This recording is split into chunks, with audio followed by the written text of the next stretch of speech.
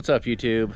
I'm out here. It's a rainy, kind of crummy day, or it has been the last, day or so. Not gonna be able to do any work this weekend, running equipment. So I thought maybe I'd get out here and give an update on Barney, because I hadn't fooled with Barney just a whole lot. And then this last Tuesday was my son's birthday, and I thought, you know what? I need to get this truck at least where, see, he turned 14. And the next day he was going to take his like driving test or whatever. So I thought, wouldn't it be cool, me and him hang out? I took the day off of work, get the air brakes going on Barney, fire it up, and let him drive it around the field or something. So that's not the way it went. I did, however, get all this stuff hooked up, get the air brakes, I guess, working, basically. I've got reverse light in here. The turn signals are working. That one doesn't blink because it's missing a turn signal on the front of the truck, but it comes on, works, whatever. I gotta wire all that stuff up nicely. It was basically just hooking it together to figure out what was what. This was fun figuring out. There was so much stuff taken apart back here. I thought that there was extra stuff. It turns out I needed everything that was back here. And when I went to buy the truck, the guy told me that he just removed the hose down here and broke one of the fittings, so it's gonna need like one fitting and maybe a piece of hose. That was not at all the case. So after 2 or 3 trips to town, to Napa, 480 bucks later, and little parts and fittings and a whole kit of fittings that I had to buy just so that I could get the ones that I needed. Otherwise I was gonna have to start building stuff. I had like 4 parts in my hand to build this like really ugly way of connecting one airline, and it was like 80 bucks. So yeah, I ended up buying a $240 box of stuff, like little parts that I don't necessarily need, but I figure this truck is going to need fittings and connections and all kinds of stuff to get it going. So I hooked up the batteries like I always do, and fired the truck up. It fired up great. It ran for a little bit. I thought, you know what? We're going to go ahead and we're going to take Barney for a drive. I wanted to make sure it was safe, so obviously I was going to drive it first. And my air gauge, now that I've got all these things hooked up, it's building pressure on both of them. It's still leaking. There's a hose behind the dash here. And also I found that this old junky horn on top, it's blowing air out of it. So there may be another spot or two, I'm not sure, but I'm planning to chase them all down. I also had the old dog box back in here, or whatever the technical name is for that, but I've pulled it back out again. So Barney seems like it's gonna run good. Brakes may or may not work. Not really a big issue right here around the shop because, well, I just throw it in low and I can drive it. So fire it up, kid sitting on a bucket, put it in low. We drive it up the hill here and start to make it down the other side, and it blows a tire. Like literally, like blows a tire.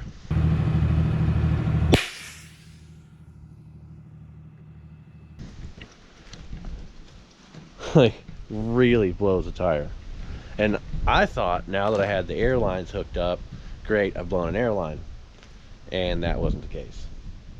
So I stopped right there, whatever, got out, assessed it, I guess, and decided, well, I'm just gonna drive it back over here in front of the shop and park it slowly. So I drive the truck back over here and I park it, and as I go to park it, it starts kind of dying on me. And as it's dying, I'm like, man, what's going on? It starts kind of not smoking as much. Obviously it's not getting the fuel it's supposed to get. A little bit of white smoke is about it.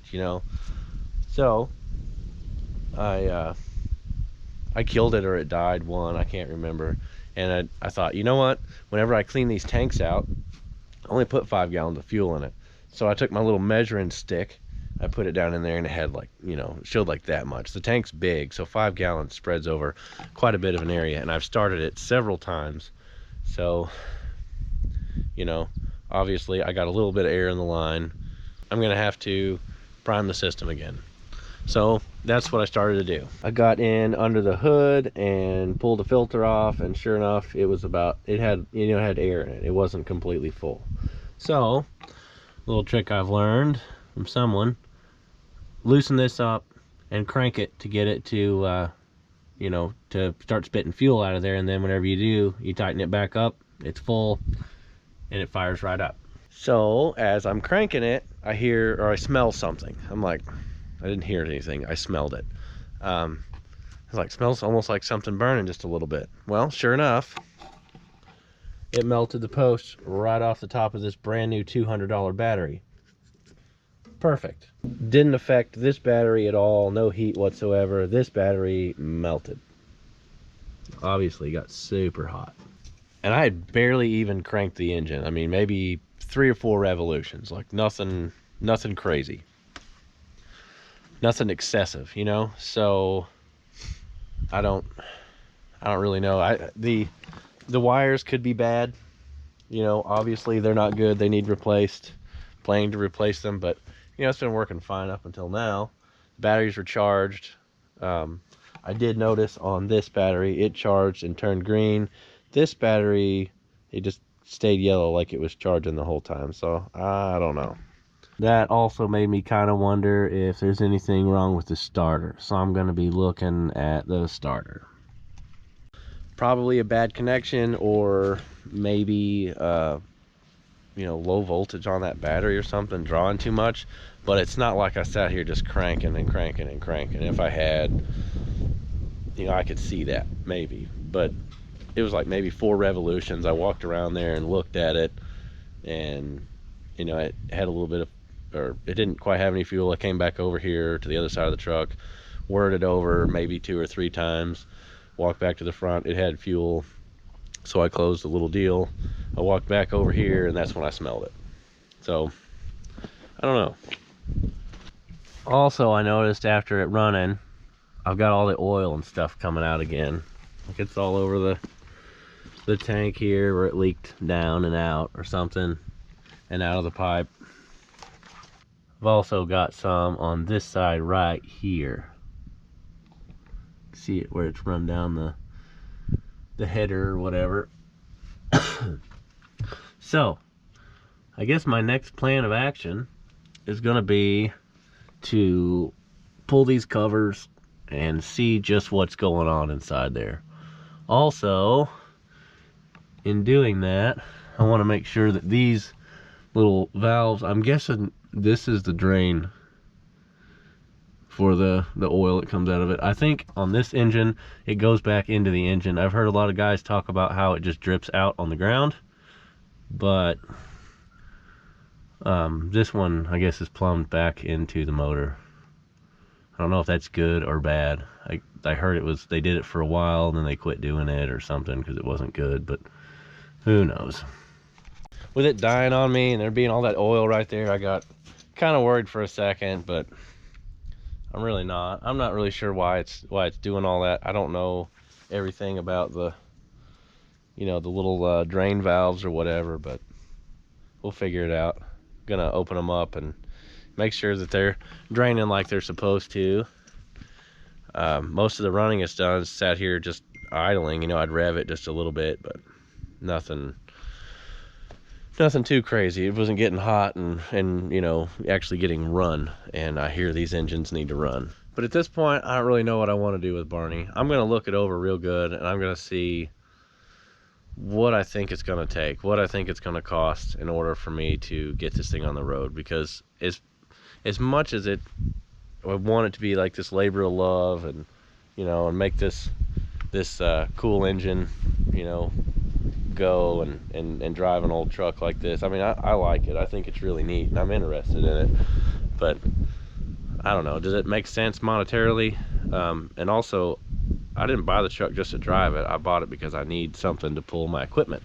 So, you know, if it just keeps costing me money and I don't really know exactly everything I'm looking for or what to do, I don't know. I'm interested in it, but at the same time, I think if somebody made me the right offer, I'd probably just let it go.